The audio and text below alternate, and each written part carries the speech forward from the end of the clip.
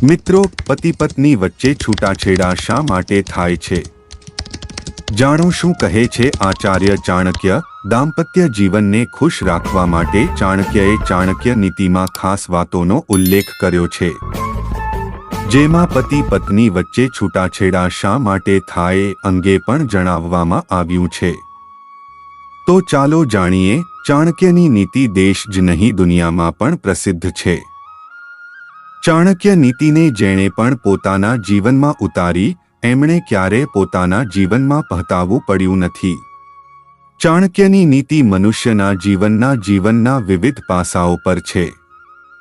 આચાર્ય ચાણક્યએ વૈવાહિક જીવનને લઈને પણ પોતાના વિચારો રજૂ કર્યા છે.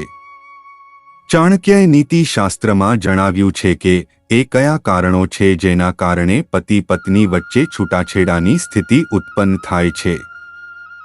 તલાકને લઈ શું છે ચાણક્ય નીતિ?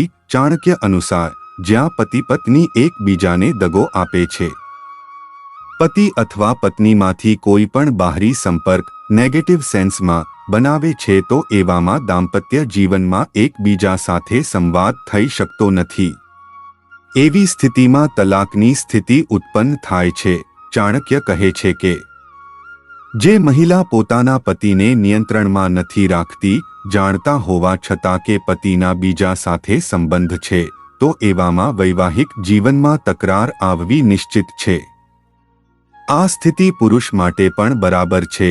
ચાણક્ય નીતિ અનુસાર જે સ્ત્રી ભૌતિક સુખ સુવિધાઓ અને સંસાધનો પ્રત્યે વધુ પડતી આસક્તિ લગાવે છે, જે પરિવારની જવાબદારીઓને સારી રીતે નિભાવતી નથી, જે પરિવારમાં વડીલો અને બાળકોની લાગણીઓનું ધ્યાન રાખતી નથી, તેનું લગ્ન જીવન દુઃખોથી ભરેલું હોય છે.